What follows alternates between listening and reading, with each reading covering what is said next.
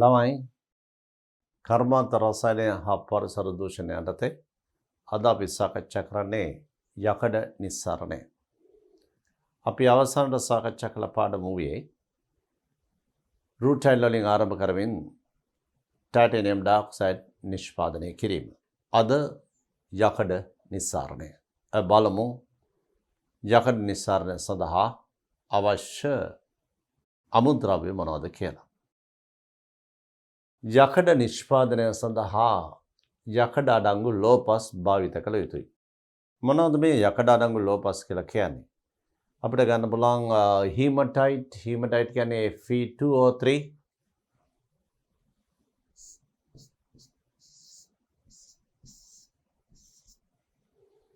ඒ වගේම මැග්නටයිට් Fe3O4,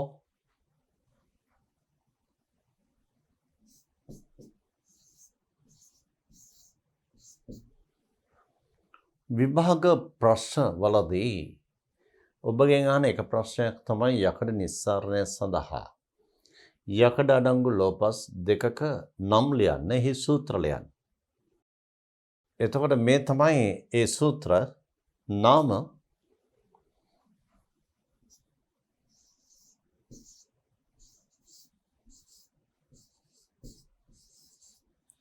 හීමටයිට්, ඊළඟ එක මැග්නටයිට්.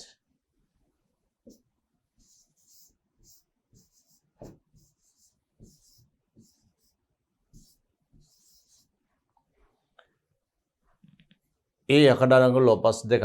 තව තියෙන යකඩ අඩංගු ලෝපස් අපි බලමු මොනවද කියලා. මේ බලන්න. මේ හීමටයිට්,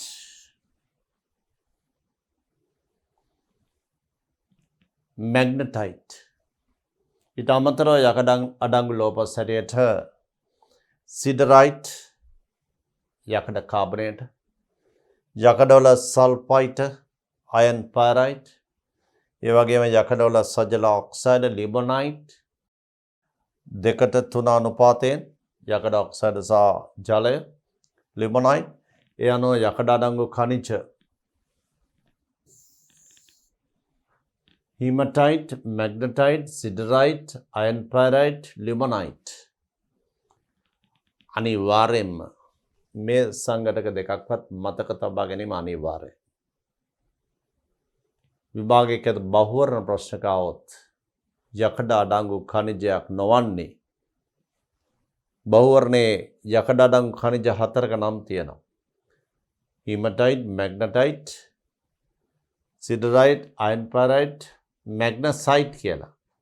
අන්න මැග්නසයිට් කියන්නේ යකඩ අන්තර්ගත නොවන khනිජයක්. මැග්නටයිට් කියන්නේ යකඩ අන්තර්ගත khනිජයක්. මැග්නසයිට් කියන්නේ යකඩ අන්තර්ගත නොවන khනිජයක්.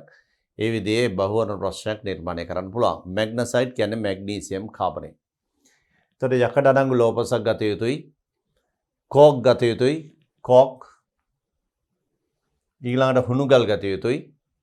එතකොට යකඩ නිස්සාරණය සඳහා අවශ්‍ය වන අමුද්‍රව්‍ය අතරින්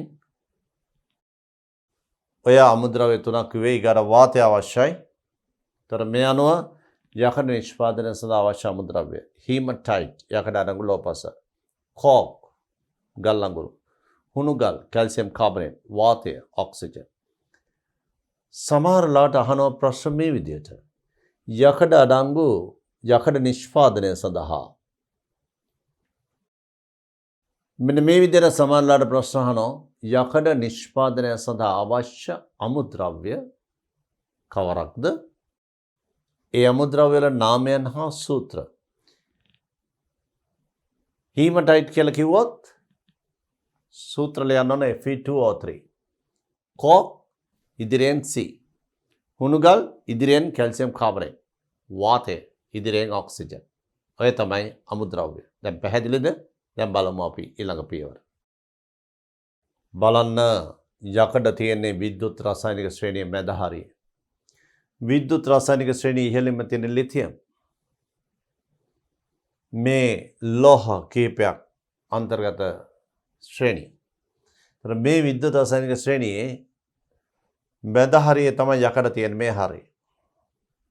ඒ නිසා යකඩවල ඔක්සයිඩ්, කාබන් මොනොක්සයිඩ්, ඒ වගේම යකඩ වල ඔක්සයිඩ්, කාබන් මොනොක්සයිඩ්, ඒ වගේම කාබන් වැනි ඔක්සිහාරක මගින් යකඩ බවට ඔක්සිහරණය කළ හැකි.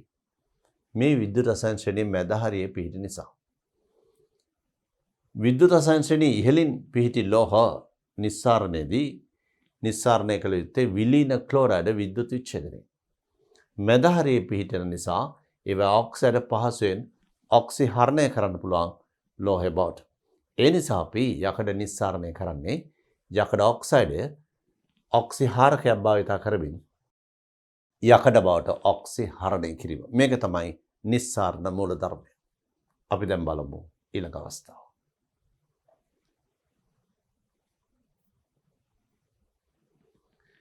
යකඩ නිෂ්පාදනය සඳහා ඔබ දැක්ක අමුද්‍රව්‍ය හැටියට යකඩ අඩංගු ලෝපස, ගල් අඟුරු, හුණු ගල්, වාතය. දැන් යකඩ අඩංගු ලෝපසක් හැටියට අපි තෝරගමු ෆෙරික් ඔක්සයිඩ්. ඒ කියන්නේ හීමටයිට් Fe2O3.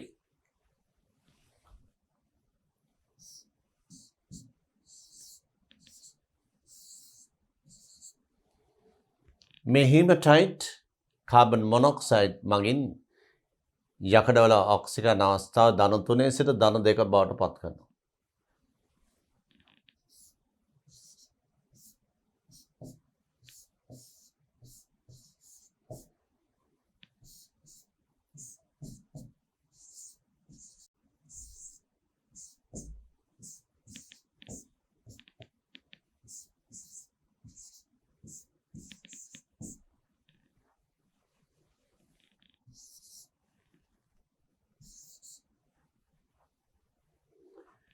මේ යකඩ ඔක්සයිඩේ යකඩවල ඔක්සිජන් අවස්ථාව ධන 3යි.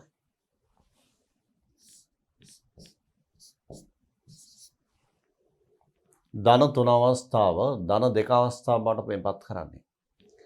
මේ තියෙන්නේ යකඩවල ඔක්සයිඩ් දෙකක එකතුවක්.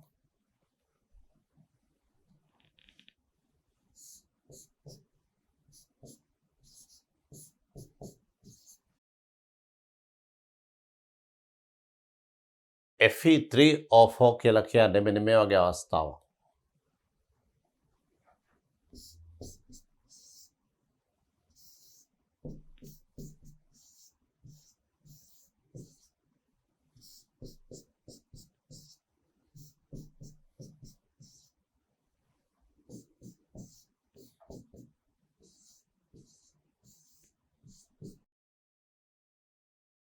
යකඩවල ෆෙරස් සහ ෆෙරික් ඔක්සයිඩ් දෙක එකතුවක් තමයි Fe3O4 කියලා කියන්නේ. මේ දෙක එකතු කරා මේ සූත්‍රය එනවා.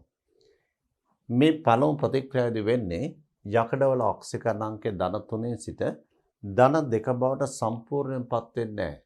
මේ සාම්පලයේ ඇති යකඩ ඔක්සයිඩ් ප්‍රමාණයෙන් ෆෙරික් ඔක්සයිඩ් ප්‍රමාණයෙන් යම්කිසි භාගික ප්‍රමාණයක් විතරයි ෆෙරස් ඔක්සයිඩ් බවට පත් වෙන්නේ. ඊටු ටික ෆෙරික් ඔක්සයිඩ් ලෙස එහි තියෙනවා. ඒ නිසා තමයි මේ සූත්‍රයේ විදිහට ලිව්වේ. පැහැදිලිද? පළමු පියවරේදී යකඩ ඔක්සයිඩේ ඔක්සිජන් අවස්ථාව ධන 3 සිට ධන 2 බවට ඔක්සිහරණය වෙනවා මේක.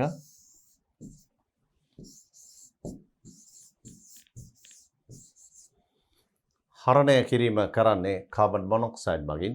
කාබන් මොනොක්සයිඩ් අපි හඳුන්වන්නේ ඔක්සිහාරකයක් ලෙස.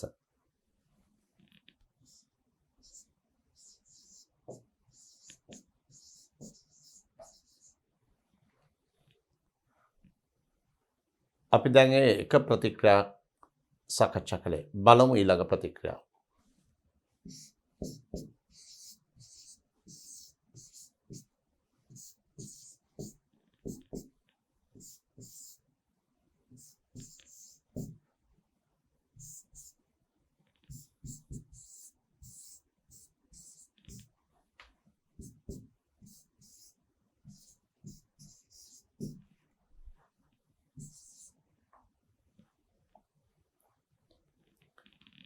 මේ ප්‍රතික්‍රියාවේදී යකඩවල ඔක්සිජන් අවස්ථාව තවදුරටත් ධන 3 තිබුණා නම් ඒ ධන 3 සිට ධන 2 බවට පත් වෙනවා.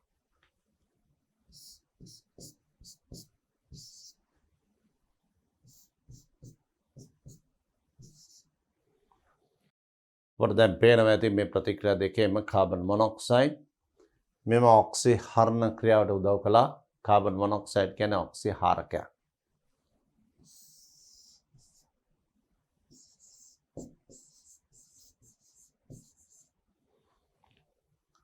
Carbon monoxide ඔක්සිහාරකය. දැන් මේ අපිට ලැබුණේ ෆෙරස් ඔක්සයිඩ්. ඊළඟ අවස්ථාවේදී දෙන්නේ මේ ෆෙරස් ඔක්සයිඩ් යකඩ බවට ඔක්සිහරණය වෙනවා කාබන් මොනොක්සයිඩ් හමුවේ.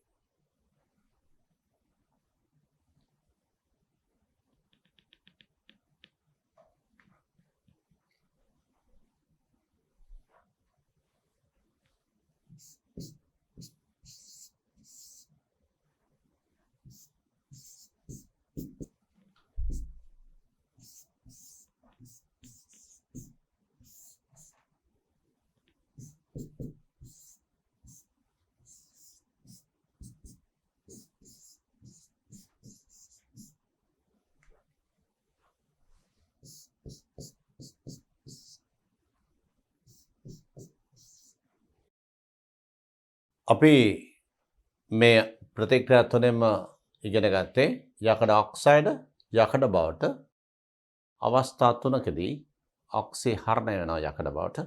ඒ අවස්ථා තුනේදීම කාබන් මොනොක්සයිඩ් ඔක්සිහාරකයක් වශයෙන් ක්‍රියාත්මක වෙනවා.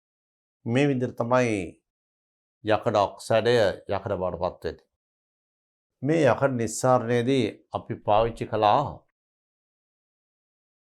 යකඩ අඩංගු ලෝපස් සමග කෝක්. එතකොට ඔබට පේනවා කෝක් කියන්නේ ගල් අඟුරු. ගල් අඟුරු වලින් කාබන් මොනොක්සයිඩ් හැදිලා ඒ කාබන් මොනොක්සයිඩ් තමයි මේ ඔක්සිහරණ ක්‍රියාවට උදව් කළේ. එතකොට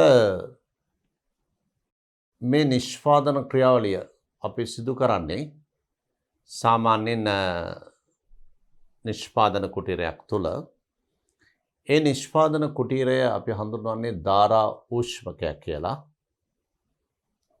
යකඩ නිස්සාරණය සඳහා භාවිත කරන කුටීරය හඳුන්වන්නේ ධාරා ඌෂ්මකයක් කියලා. ඒ ධාරා ඌෂ්මකේ ඉහළින් එකතු කරනවා යකඩ අඩංගු ලෝපස, ඒ වගේම හුණුගල් සහ ගල් අඟුරු මිශ්‍රණය. මේ තුන්දෙනා එකතු කරනවා. යකඩ අඩංගු ලෝපස්, හීමටයිට්, කෝක් සහ හුණුගල්. දැන් මේ ඝන මිශ්‍රණය උඩින් එකතු කරනවා. ඒ කුටීරේ පහළින් යවනවා ඉහළ පීඩනයක් ඇති රතු වාත ධාරාව. ඒ රතු වාත ධාරාවෙන් තමයි සපයන්නේ වාතයේ ඔක්සිජන්. ඊතර බලමු අපි මේකෙදි සිදුවන ප්‍රතික්‍රියා. අපි දන්නවා කෙල්වින් 2000ක විතර උෂ්ණත්වයක් තියෙන්නේ මේ කුටීරේ පහළම. ඉහළ තියෙන්නේ කෙල්වින් 700ක විතර උෂ්ණත්වයක්. 2000 ඉඳලා 700 දක්වා උෂ්ණත්ව පරාසයක් තියෙන්නේ විශාල. මේ උෂ්ණත්වය ලැබෙන්නේ මේ ප්‍රතික්‍රියා කුටීරයට එකතු කරනවා ගල් අඟුරු. ගල් අඟුරු දහනයේදී කාබන් ඩයොක්සයිඩ් හැදෙනවා. ඒ නිසා සැලකිය යුතු තාපයක් පිටවීමෙන් මේ කුටීරයට අවශ්‍ය ඉහළ උෂ්ණත්වය ලබා දෙනවා. බලමු මේ ප්‍රතික්‍රියා.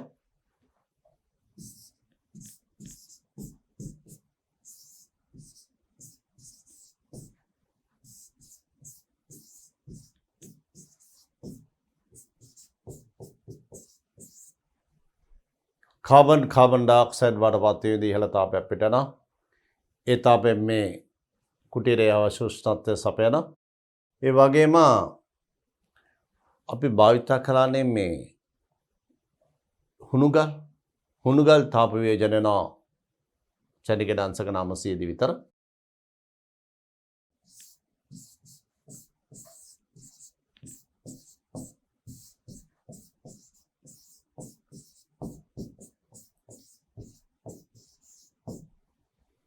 මතක තියාගන්න මෙන්න මේ දේ විභාගයකට උත්තර ලියනකොට මේවයි සියලුම භෞතික අවස්ථා සඳහන් කළ යුතුයි. මොකද සමහර අවස්ථාවලදී ද්‍රව තත්ත්වයෙන් හැදෙනවා. සමහර අවස්ථාවලදී ඝන තත්ත්වය, සමහර අවස්ථාවලදී වායු තත්ත්වය. ඒ නිසා භෞතික අවස්ථා අනිවාර්යෙන් දැක්විය යුතුයි. ඔබට දැන් පේනවා කැල්සියම් ඔක්සයිඩ් හැදෙනවා මේ තත්ත්වයට. එතකොට අපි ඇයි හුණුගල් ගත්තේ මේ නිෂ්පාදනය සඳහා? ඔබ දැක්ක යකඩ ඔක්සයිඩ් ඔක්සිහරණයෙන් යකඩ නිෂ්පාදනය කිරීමේදී අවශ්‍ය වුණේ කාබන් මොනොක්සයිඩ්. ඉතින් කාබන් මොනොක්සයිඩ් සෑදෙනවා ගල් අඟුරු වලින්. මොකටද හුණුගල් පාවිච්චි කරේ? හුණුගල් පාවිච්චි කරේ ඔය ලෝපස් වල තියෙනවා ඇලුමිනා. ඇලුමිනා කියන්නේ ඇලුමිනියම් ඔක්සයිඩ්. ඊට අමතරව තියෙනවා සිලිකා සහ සිලිකේට. ඒ කියන්නේ SiO2 සිලිකන් ඩයොක්සයිඩ්. මෙන්න මේ ඇලුමිනා සහ සිලිකා ද්‍රව යකඩ සමග මිශ්‍ර වෙන්න පුළුවන්. මේ නිසා ඇලුමිනා සහ සිලිකා මේ ද්‍රව යකඩ සමග මිශ්‍ර වීම වැළැක්වීම සඳහා තමයි මේ හුණුගල් පාවිච්චි කරේ. ඒතර හුණුගල් වලින් ලැබෙන කැල්සියම් ඔක්සයිඩ් මේ ලෝපස් වල ඇති අපද්‍රව්‍ය ලෙස සැලකෙන ඇලුමිනියම් ඔක්සයිඩ් සහ සිලිකන් ඩයොක්සයිඩ් කැල්සියම් ඔක්සයිඩ් සමග ප්‍රතික්‍රියා කිරීමෙන් හැදෙනවා ලෝ බොර කියලා ද්‍රව්‍යයක්. අපි බලමු මේ ලෝ බොර හැදෙන අවස්ථාව. ලෝ බොර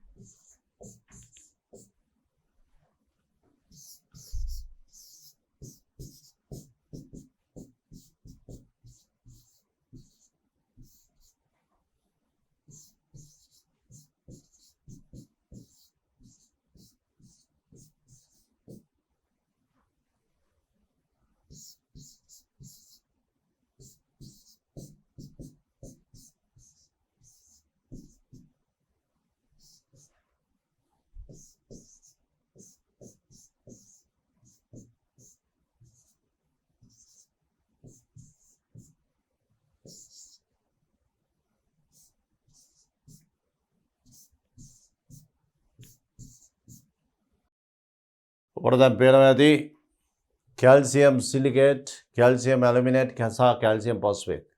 දැන් මේ දෙකේ කැල්සියම් සිලිකේටේ සූත්‍ර ලියනකොට මේ ඔක්සයිඩ් දෙක එකට එකතු කරන ඔක්සයිඩ් දෙක CaSiO3 මේ දෙක එකට එකතු කරනවා CaAl2O4 Al2O4 ඒක අර විදිහට Al O2 දෙගුණය කියලා දාන්න පුළුවන්.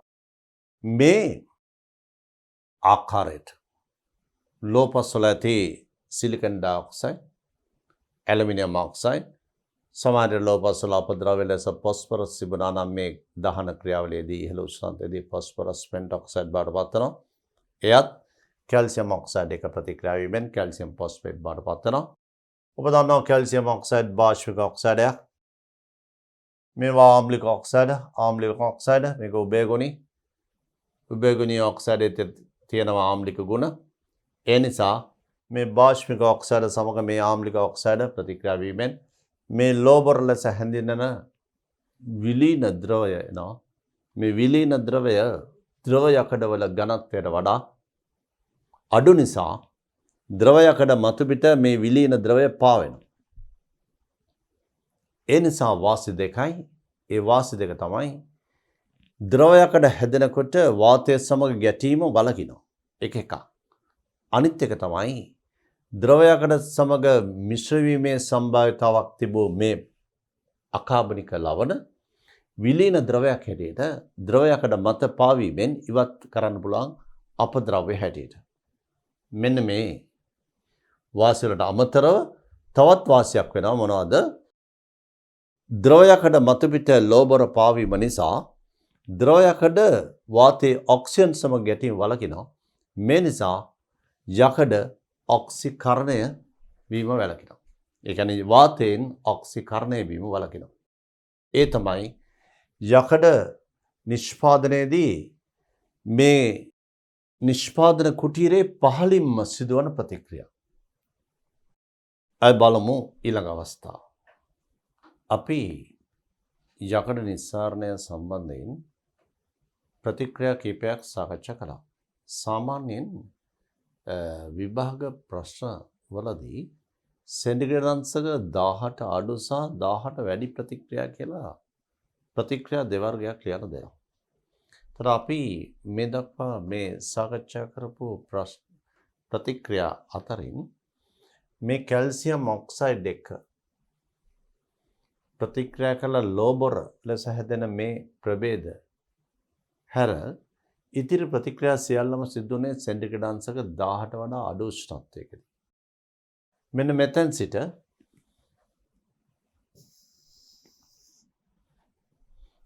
සිට මේ ප්‍රතික්‍රියා සිද්ධ වෙන්නේ සෙන්ටිග්‍රේඩ් අංශක 1000ට වඩා වැඩි උෂ්ණත්වවලදී. මේ කැල්සියම් වලින් සෑදුණු මේ සියලුම විලීන ලවණ ලෝබොර කියලා හඳුන්වන්නේ.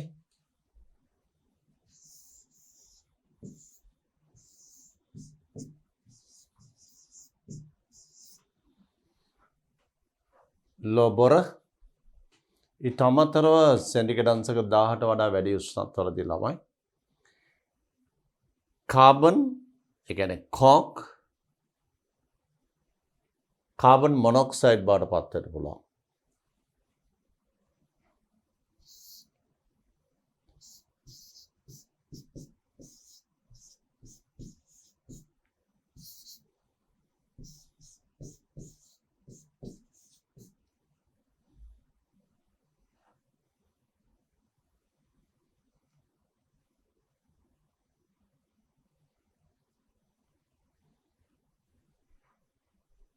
කාබන් මොනොක්සයිඩ් සෑදිය හැකි තවත් අවස්ථා තියෙනවා.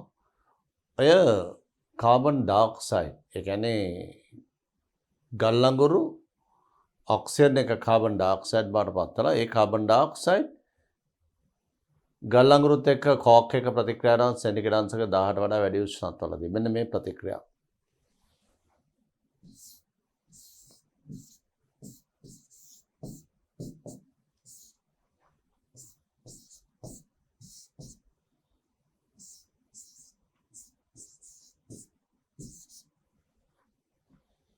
කාබන් මොනොක්සයිඩ් බවට පත් වීම.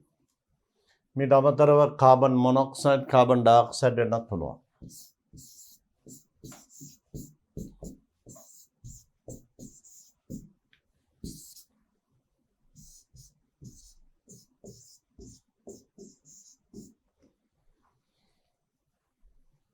යකඩ නිස්සාරණය සඳහා අවශ්‍ය ඔක්සිහාරකය වශයෙන් අවශ්‍යම වන කාබන් මොනොක්සයිඩ් හදන්නේ විශේෂයෙන්ම කාබන් ඩයොක්සයිඩ් කෝක් එක ප්‍රතික්‍රියා වීමෙන්. මෙන්න මේ ප්‍රතික්‍රියාව.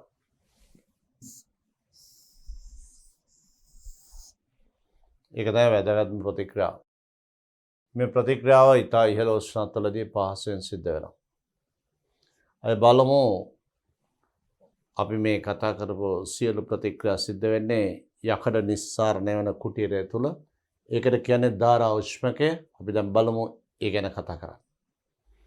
ළමයි මේ තියෙන්නේ යකඩ නිස්සාරණය කිරීම සඳහා භාවිතා කරන ධාරා උෂ්මකයක්.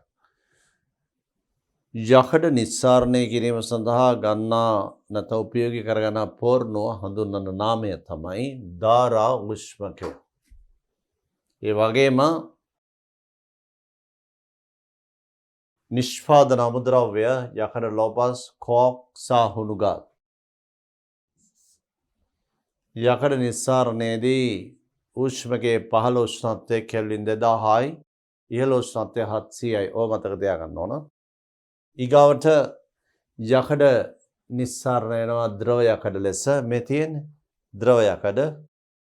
ද්‍රව යකඩ මතු පිට ලෝබොර කියලා සෑදෙනවා කැල්සියම් සිලිකේට් කැල්සියම් ඇලුමිනේට් වැනි යකඩවලට මිශ්‍ර වීමට ඉඩ ඇති ද්‍රව්‍ය. ඒවා ලෝබොර ලෙස වෙන්වීම නිසා මිශ්‍රීමක් වෙන්න නැත්නම් ලෝපස් වල තියෙන ආරම්භක ලෝපස් වල තිබූ සිලිකා සහ ඇලුමිනා තමයි මේ ලෝබොර කියලා වෙන්නේ. ද්‍රව යකඩවල ඝනත්වයට වඩා ඒකේ ඝනත්වය අඩු නිසා ද්‍රව යකඩ මත පාවෙනවා. පාවීම නිසා මේ ද්‍රව යකඩ සමග සිලිකා සහ ඇලුමිනා මිශ්‍ර වීම වළකිනවා.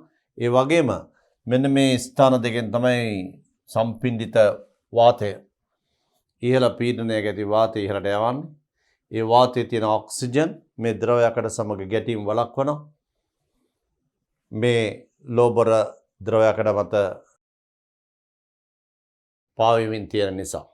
ඒ නිසා යකඩ වාතයේ ඔක්සිජන් සමග ඔක්සීකරණය වීමකින් තොරව අපිට පුළුවන් ද්‍රවයකට මෙතනින් වෙන් කරගන්න. මෙසේ වත්වන ද්‍රවයකඩවල නැත්තම් අපි කියනවා මේකට අමු යකඩ කියලා. මේ අමු යකඩවල සංශුද්ධ යකඩ නොවේ. 100%ක්ම යකඩ නොවේ. එහි අන්තර්ගතයි 3.4 අතර ප්‍රමාණයේ කාබන්. ඊට අමතරව ලෝහයක් අන්තර්ගත වෙන ඉතා සුළු වශයෙන් මැංගනස්, සමහර විට මේ අලෝහ සුළු වශයෙන් තිබිය හැකියි. ඔබගෙන් ඇහුවොත් යකඩ නිෂ්පාදනයේදී ධාරා උෂ්ණකයෙන් පිටවන යකඩ හඳුනන නාමය අමු යකඩ. ඒ අමු යකඩ වල අන්තර්ගත සුළු වශයෙන් අන්තර්ගත ලෝහයක් හැවොත් දෙන්න මැංගනස් කියලා. අලෝහ කියලා හැවොත් කාබන්, සිලිකන්, ෆොස්ෆරස්, සල්ෆර් විය හැකියි. මේ තමයි ධාරා උෂ්ණකයේ තත්ත්වය. ධාරා උෂ්ණකයට එකතු කරන්න ඕන අමුද්‍රව්‍ය ලෙස යකඩ, ලෝපස්, කෝක් සහ හුණුගල්. මේවා එකතු කිරීමේදී සැලකිලිමත් විය යුතු කරුණු කිහිපයක් තියෙනවා. අපි දැන් බලමු ඒ කරුණු මොනවද කියලා. මේ තමයි ධාරා උෂ්ණකය. ඒ ධාරා උෂ්ණකය තුළට එකතු කරනවා හුණුගල්, කෝක් සහ යකඩ අඩංගු ලෝපස්. මේවා එකතු කිරීමේදී මොනවද සැලකිලිමත් විය යුතු කරුණු කියලා කියන්නේ? මේ තුන්දෙනාගේ මිශ්‍රණ අනුපාතය, මිශ්‍රණයේ සම්මිතිය. 2, මේ මිශ්‍රණයේ සම්මිතිය වගේම වැදගත් දෙයක් තමයි මිශ්‍රණය එකතු කරන වේගය, ශීඝ්‍රතාව මේකට එකතු කරනවා. ඒ වගේම මේ මිශ්‍රණයේ අන්තර්ගත අංශවල විශාලත්වය, ප්‍රමාණය. ඒ වගේම මේ ධාරා උෂ්ණකයේ පහළින් ඉහළට යනවා සම්පින්ඩිත වාතය. ඒකේ ශීඝ්‍රතාව. අන්නේ කරුණු ඉතා වැදගත්. මේ බලන්න සැලකිලිමත් විය යුතු කරුණු. ලෝපස්, හුණුගල්, කෝක් ඒ සංඝටක අතර අනුපාතය. අංශවල විශාලත්වය. ඉහළින් උෂ්ණයකට එකතු කරන මේ සංඝටකවල ශීඝ්‍රතාව මොන වගේ ශීඝ්‍රතාවකද එකතු කරන්නේ? වායු ධාරාව, රතු වාතය, සම්පින්ඩිත වාතය, පීඩනයට ඉහළට යොමු කරන වාතය කොපමණ ශීඝ්‍රතාවකින්ද උෂ්ණකය තුලින් යවන්නේ? ඔන්න ඔය කරුණු ගැන සැලකිලිමත් විය යුතුයි. අත්‍යවශ්‍ය දේවල්. මේ තමයි ධාරා උෂ්ණකය. ඔබට පේනවා එකතු කළ යුතු සංඝටක අතර අනුපාත, ඒ වගේම එකතු කළ යුතු ශීඝ්‍රතාව හා එකතු කරන සංඝටකවල විශාලත්වය සහ පහළින් ඉහළට යවන සම්පින්ඩිත වාතයේ ශීඝ්‍රතාව. ඔන්නව තමයි වැදගත් කරුණු. මේ තමයි අවසානයේදී ද්‍රව යකඩ, අමු යකඩ වශයෙන් වෙන් වෙනවා. උඩ තියෙන ඊට මතු පිට ද්‍රවමය ලෝබර. අපි දැන් බලමු ඊළඟ අවස්ථාවට යන්න. සෙන්ටිග්‍රේඩ් අංශක 1000ට වඩා අඩු උෂ්ණත්වවලදී සිදුවන ප්‍රතික්‍රියා. මේ ෆෙරික් ඔක්සයිඩ් පළමු ඔක්සිහරණ ක්‍රියාව. ඊගායේදී තවදුරටත් ඔක්සිහරණලා ෆෙරස් ඔක්සයිඩ් බවට පත්වීම. ෆෙරස් ඔක්සයිඩ් කාබන් මොනොක්සයිඩ් එක ද්‍රව යකඩ බවට පත්වීම. මේ තමයි යකඩ නිස්සාරණයේ යකඩ සම්බන්ධ ප්‍රතික්‍රියා තුන. ඊට අමතරව හුණුගල් වියෝජනය සහ කාබන් දහනය. මේ 1000ට වඩා අඩු උෂ්ණත්වවලදී සිදුවන ප්‍රතික්‍රියා. මේ සේරම ප්‍රතික්‍රියා මුලින් සාකච්ඡා කරා. නැවතත් ඔබට දිස් වෙන්නේ මේ ප්‍රතික්‍රියා. විශේෂයෙන්ම කාබන් දහනය, කාබන් වල දහනය තාපදායි. ඒ නිසා ඒ උෂ්ණත්වයේ කුටිරේ ඉහළ උෂ්ණත්වයක් පවත්වාගෙන යාමට ඉතා වැදගත් වෙනවා. බලමු ඊළඟ සෙන්ටිග්‍රේඩ් අංශක 1000ට වඩා වැඩි උෂ්ණත්වවලදී සිදුවන ප්‍රතික්‍රියා. මේ තියෙන්නේ කාබන් ඩයොක්සයිඩ්, කාබන් එක කාබන් මොනොක්සයිඩ් හැදෙන එක. කාබන් මොනොක්සයිඩ් කාබන් ඩයොක්සයිඩ් බවට පත්වීම. දැන් කැල්සියම් ඔක්සයිඩ් මේ විලීන අවස්ථාවට ගැලපෙන පරිදි කැල්සියම් සිලිකේට්, කැල්සියම් ඇලුමිනේට් වැනි විලීන ද්‍රාවණ සාධන මේ කුටිරේ පතුලේ ඒ කියන්නේ සෙන්ටිග්‍රේඩ් අංශක 1000ට වඩා වැඩි උෂ්ණත්වවලදී සිදුවන ප්‍රතික්‍රියා. ඒ විතරක් නෙවෙයි විශේෂත්වයක් තියෙනවා මෙන්න මේ ප්‍රතික්‍රියාව. යකඩ ඔක්සයිඩ් කෝක් වගේ ඍජුවම යකඩ බවට පත් කරන ද්‍රව යකඩ බවට. කාබන් ඔක්සිහාරකයක්. මේ කාබන් ඔක්සිහාරකයක් වශයෙන් ක්‍රියාත්මක වෙනවා. දැන් මේ කැල්සියම් ඔක්සයිඩ් සිලිකේට සහ ඇලුමිනේට සාධන ඊට අමතරව සිලිකන් ඩයොක්සයිඩ් කාබන් එක මේ ප්‍රතික්‍රියාවත් වෙන්න පුළුවන්. මේ විදිහට අපද්‍රව්‍ය මේ ආකාරයට වෙන් වෙනවා. ඒ උෂ්මකයේ පතුලේ පහළින්ම තියෙන ද්‍රවයකට ඊට ඉහළින් මේ ලෝබර් ලෙස මේවා නිදහස් වෙනවා. මේවා අපද්‍රව්‍ය ලෙස නිෂ්පාදන කුටීරයෙන් ඉවත් කළ හැකියි. අපි දැන් බලමු ඊළඟ අවස්ථාව. විභාග ප්‍රශ්නයකදී මේ යකඩ නිස්සාරණය සම්බන්ධ ඔබගෙන් අහන්න පුළුවන් දෙයක් තමයි කෝක් වලින් කරන කාර්යභාරය. කෝක් වලින් කරන කාර්යභාරය කියලා ඇහුවොත් ඔබට දිය හැකි එකක් කාබන් දහනය වීමෙන් කාබන් ඩයොක්සයිඩ් සෑදෙනවා. ඒක තාපදායී ප්‍රතික්‍රියාවක්. ඒ නිසා කුටීරයේ උෂ්ණත්වය ධාරා උෂ්මකයේ ඉහළ උෂ්ණත්වය පවත්වාගෙන යාමට මේ දහන ප්‍රතික්‍රියාව වැදගත් බව. මේ සිද්ධිය ඊගාට ඔබට කියන්න පුළුවන් මේ කෝක් වල දෙවෙනි වැදගත්කම තමයි කාබන් ඩයොක්සයිඩ් එක කෝක් ප්‍රතික්‍රියා වීමෙන් ඔක්සිහාරක ක්‍රියාවලියට උදව් වන කාබන් මොනොක්සයිඩ් නිෂ්පාදනය කිරීම. තුන්වෙනි කෝක් වල කාර්යය තමයි යකඩ ඔක්සයිඩය ඍජුවම යකඩ බවට ඔක්සිහරණය. මෙන්න මේ විදිහට කෝක් වල සිදුවන කාර්යයන් තුනක් ඔබට ඉදිරිපත් කළ හැකි. දහනය, ඒ වගේම කාබන් ඩයොක්සයිඩ් කාබන් මොනොක්සයිඩ් බවට පත් කිරීම, යකඩ ඔක්සයිඩ් යකඩ බවට ඔක්සිහරණය කිරීම. කෝක් වලින් කරන කාර්යභාරය. ඒ වගේම අහන්න පුළුවන් ප්‍රශ්නයක් තමයි හුණුගල් වලින් කරන කාර්යභාරය. බලමු. මේ බලන්න. හුණුගල් තාප වියෝජනයෙන් කැල්සියම් ඔක්සයිඩ් කාබන් ඩයොක්සයිඩ් බවට පත් වෙනවා. ඒ කාබන් ඩයොක්සයිඩ් උනත් කෝක් සමග කාබන් මොනොක්සයිඩ් විය හැකියි. ඒක එක් අවස්ථාවක්. ඊට අමතරව ප්‍රධානම දේ තමයි ඒ හුණුගල් වලින් ලැබෙන කැල්සියම් ඔක්සයිඩය බාෂ්පික ඔක්සයිඩය මේ ආම්ලික ප්‍රභේදයක ලෝබරස් සෑදීමේ හැකියාව. ඒ නිසා කැල්සියම් ඔක්සයිඩ් වල කාර්යභාරය හැවොත් මේ ටික සේරම ලියන්න. මේ ලෝබර් ලෙස වෙන්වන විලීන ලවණය ද්‍රව යකඩ වල ඝනත්වයට වඩා අඩු නිසා ද්‍රව යකඩ මත පාවෙනවා. ඒ නිසා වාසි දෙකම ලියන්න. යකඩ සමග සිලිකා සහ ඇලුමිනා මිශ්‍ර වීමට ඇති අවස්ථාව නැති වී යෑම. ඒ වාසිය. ඊළඟ එක තමයි වාතය නිසා යකඩවල සිදුවිය හැකි ඔක්සිකරණය වීම මගහැරන මේ ලෝබර යකඩ මත පාවීම නිසා. අනේ වැදගත් කරුණු ටික හොඳින් මතක තබා ගත යුතුයි.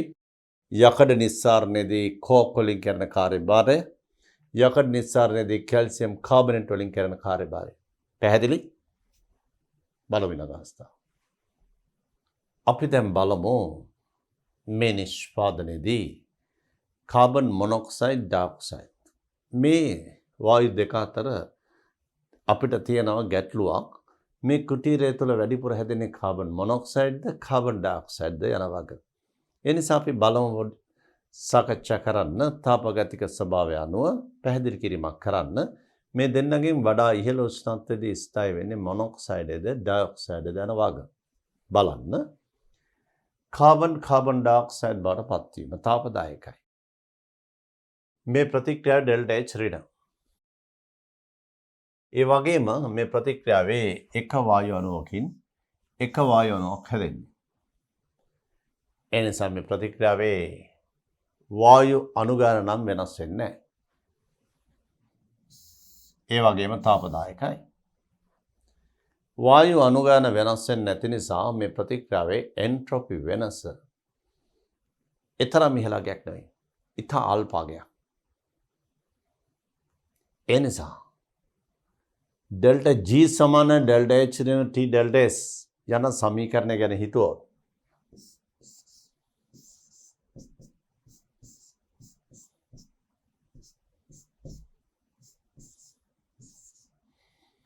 මේ සමීකරණය ගැන හිතුවොත් ඩෙල්ටා H තාපදායකනේ ඍණනේ. නමුත් delta S T delta S එතරම් ඉහළ වැඩිවීමක් පෙන්නුම් කරනවා. උෂ්ණත්වය වැඩි කලයි කියලා T ඩෙල්ටා S වල වැඩිවීමක් නැහැ. මොකද ඩෙල්ටා S නොගිනිය හැකි තරම් කුඩා නිසා.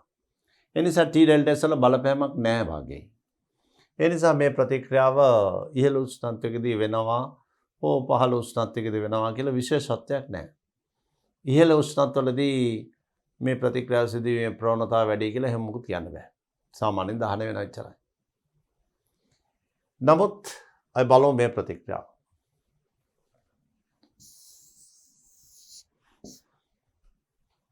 කාබන් ඩයොක්සයිඩ් නෙමෙයි කාබන් මොනොක්සයිඩ් හැදෙන එක. එක වායු අණුවකින් වායු අණු දෙකක් සෑදෙනවා. එක අණුවකින් වායු අණු දෙකක් හැදෙනවා. වායු අණු ගාන වැඩි වෙනවා ප්‍රතික්‍රියාවේදී. ඒ නිසා එන්ට්‍රොපියේ වැඩිවීමක් නිරීක්ෂණය වෙනවා. මේක එන්ට්‍රොපිය වැඩිවීමක්. අපි දැන් බලමු මේ එන්ට්‍රොපිය වැඩිවීම හා තාපදායක ප්‍රතික්‍රියාව සම්බන්ධයෙන් අපිට තාපගතිකව මේ සමීකරණය මොන වගේ විශ්ලේෂණය කරලා කියන්න පුළුවන්ද කියලා බලමු මේ අවස්ථාව. මේ බලන්න. මෙන්න මේ ප්‍රතික්‍රියාව ගැන අපි දැන් කතා කර හිටියේ. මේ දෙවෙනි ප්‍රතික්‍රියාව මෙන්න මේ ප්‍රතික්‍රියාව. මේ ප්‍රතික්‍රියාව ඩෙල්ටා S එක අණුවකින් අණු දෙකයි. එන්ට්‍රොපි වැඩිවීම. මේ ප්‍රතික්‍රියාව කාබන් මොනොක්සයිඩ් වීම දහන ප්‍රතික්‍රියාව තාපදායකයි. දැන් ඩෙල්ටා S දාන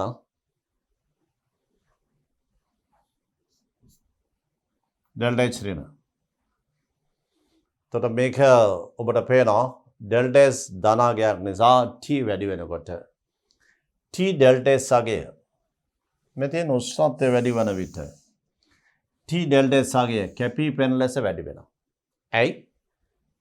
ඩෙල්ටා S ධනාගයක් නේ. එතකොට T වැඩි වෙන්නේ ඒකත් විශාල ලෙස වැඩි වෙන පටන් ගන්නවා. Delta S ධනාගයක්. අල්ප සුළු ධනාගයක් නෙමෙයි සැලකිය යුතු ධනාගයක්. ඒ නිසා උෂ්ණත්වය වැඩි වෙන T ඩෙල්ටා S අගයේ කැපී පෙනෙන ලෙස වැඩිවීමක්. පළවෙනි ප්‍රතික්‍රියාවේ නෑ මේ උඩ ප්‍රතික්‍රියාවේ තිබුණේ අපි ඒක කිව්වනේ. නමුත් මේ දෙවෙනි ප්‍රතික්‍රියාව ගත්තොත් මේ දැන් සාකච්ඡා කළා අපි. මේ මොහොතේ සාකච්ඡා කළා. දෙවෙනි ප්‍රතික්‍රියාව අවසානයේ සාකච්ඡා කළා. මේ දෙවෙනි ප්‍රතික්‍රියාව ගත්තොත් ඒකේ ඩෙල්ටා S ධන මේ තියෙන වැඩි වෙන අණු එකකින් අණු දෙකයි. ඩෙල්ටා S ධන නිසා T වැඩි වෙන විට T ඩෙල්ටා S බෙහෙවින් වැඩි වෙනවා. T ඩෙල්ටා S වැඩි වෙනකොට ඩෙල්ටා G වලගේ තව මේ ඍණාගයට තව ඍණාගය මේ මුළු කොටසම එතකොට විශාල ඍණාගයක් අඩු වෙන්නේ. විශාල සංඛ්‍යාත්මක ධනාගයක් අඩු වෙනකොට විශාල ඍණාගයක් බාහිර ඩෙල්ටා G පාත් වෙනවා. මේ නිසා උෂ්ණත්වය වැඩි වෙන විට ඩෙල්ටා G වල ඍණාගයේ ස්වභාවය කැපී පෙනෙන ලෙස වැඩිවීම දෙවෙනි ප්‍රතික්‍රියාවේ පවතිනවා. පළවෙනි එක නෙමෙයි. මේක නෙමෙයි.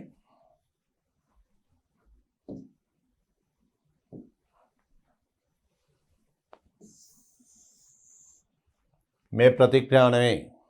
මේ දෙවෙනි ප්‍රතික්‍රියාව වැදගත් කියලා කියන්නේ. කාබන් ඩයොක්සයිඩ් බවට පත්වීම නෙමෙයි වැදගත්. කාබන් මොනොක්සයිඩ් බවට පත්වීම වැදගත්. ඒ නිසා උෂ්ණත්වය වැඩි කරන්න දැනටම අපිට පේනවා කාබන් ඩයොක්සයිඩ් නෙමෙයි තාපගතික විස්තයි. Carbon monoxide. උෂ්ණත්වය අඩු වන විට කාබන් මොනොක්සයිඩ් වල තාපගතික ස්ථායතාව අඩු වෙයි.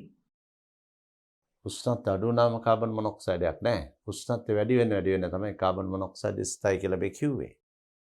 කාබන් මොනොක්සයිඩ් වල තාපගතික ස්ථායතාව උෂ්ණත්වය අඩු වන විට කාබන් මොනොක්සයිඩ් වල තාපගතික ස්ථායතාව අඩු වේ. කාබන් ඩයොක්සයිඩ් හි තාපගතික ස්ථායතාව වැඩි වෙනවා. කාබන් මොනොක්සයිඩ් උෂ්ණත්වය අඩු වන විට කාබන් මොනොක්සයිඩ් තියෙන්නේ නැහැ. මේක තියෙන ස්ථායීව වැඩි උෂ්ණත්වවලදී. මේ ප්‍රතික්‍රියාව ඉහළ උෂ්ණත්වවලදී. ඉහළ උෂ්ණත්වයේදී ස්ථායී කාබන් මොනොක්සයිඩ්. ඒ නිසා උෂ්ණත්වය අඩු වන විට කාබන් මොනොක්සයිඩ් වල ස්ථායීතාව අඩු වෙනවා. වෙනත් විදිහකින් කියනවා උෂ්ණත්වය වැඩි කරන විට කාබන් මොනොක්සයිඩ් වල තාපගතික ස්ථායීතාව වැඩි වෙනවා. ඉතින් කාබන් මොනොක්සයිඩ් වල තාපගතික ස්ථායී වැඩි වෙනවා.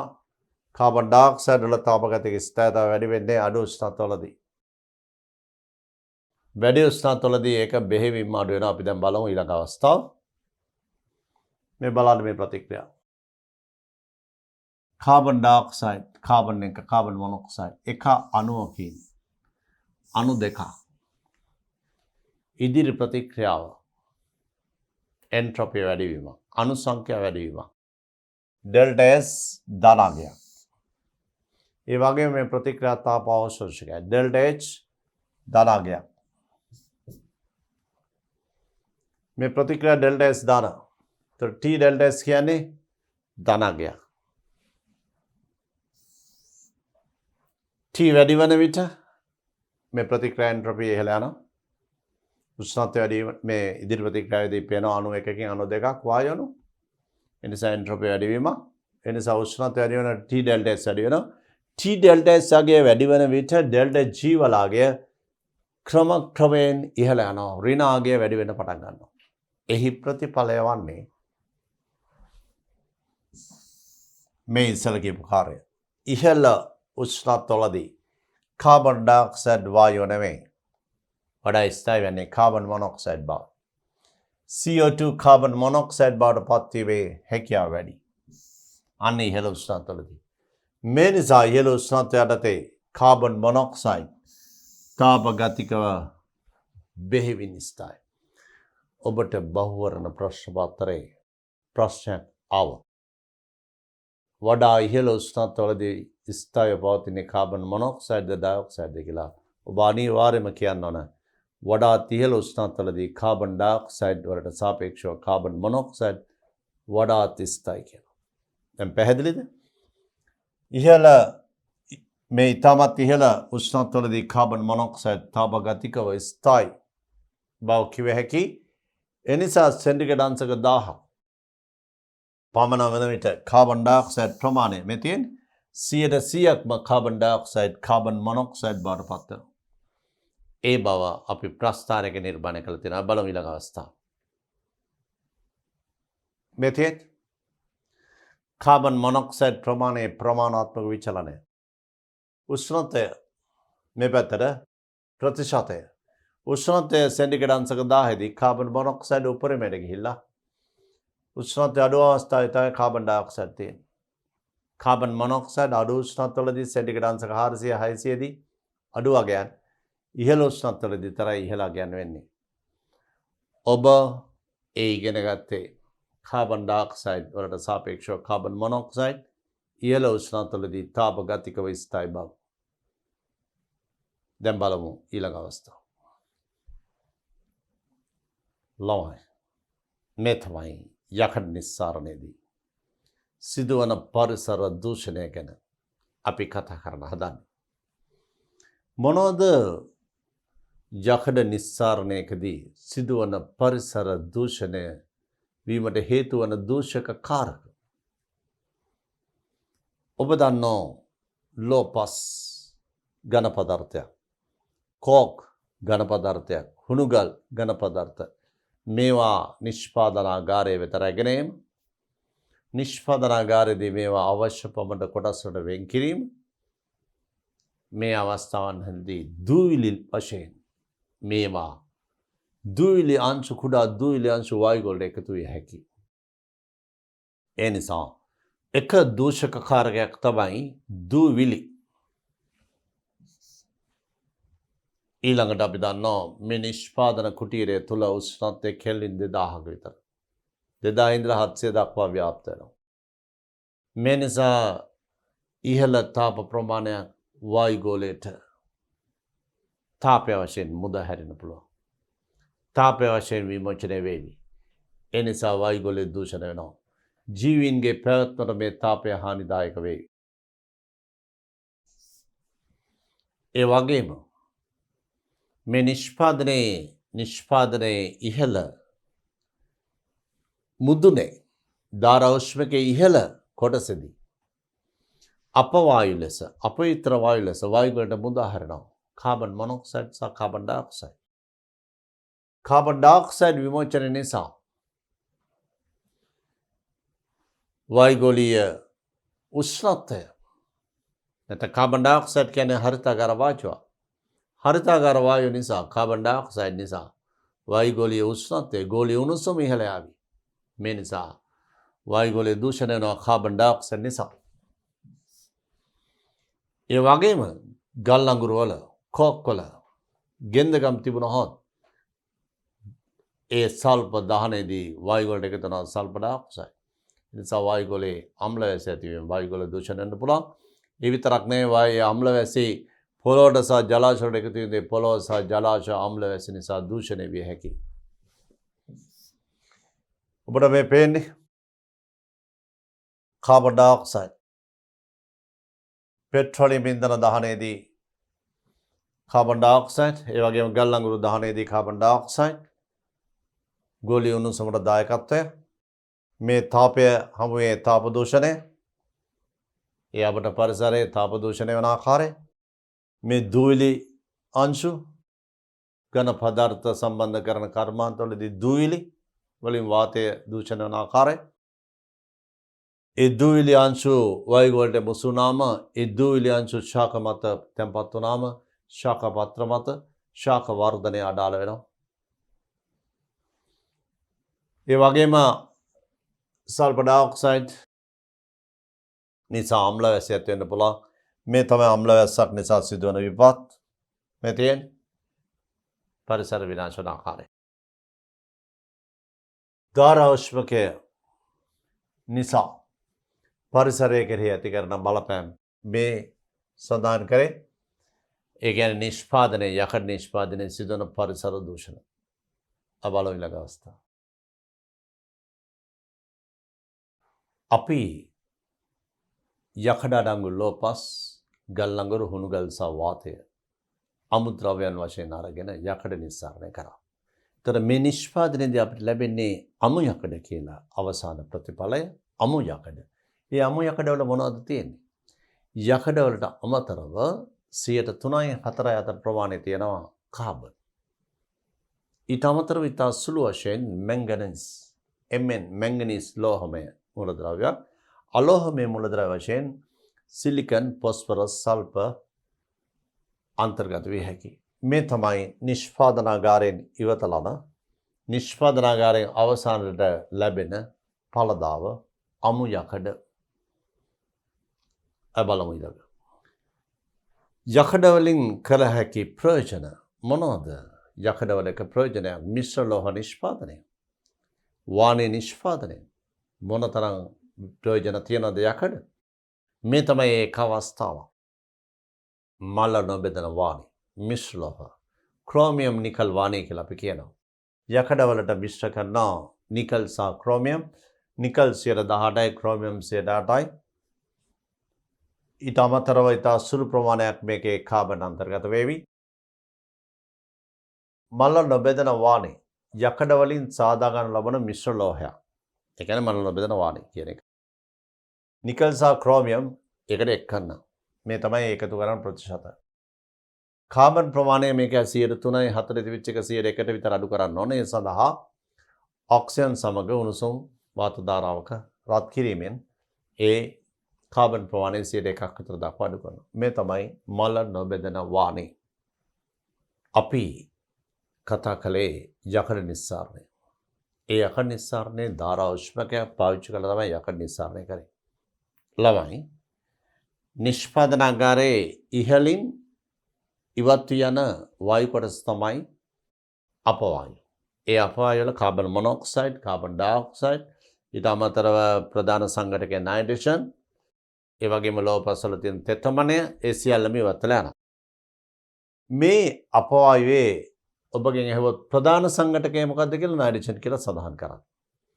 අපි අද සාකච්ඡා කළේ යකඩ නිස්සාරණය. ඊළඟ පාඩම අපි සාකච්ඡා කරන්න බලාපොරොත්තු වන්නේ බහු අවයවක පිළිබඳව. බලමු ඊළඟ පාඩමේදී බහු අවයවක සාකච්ඡා කරන්න.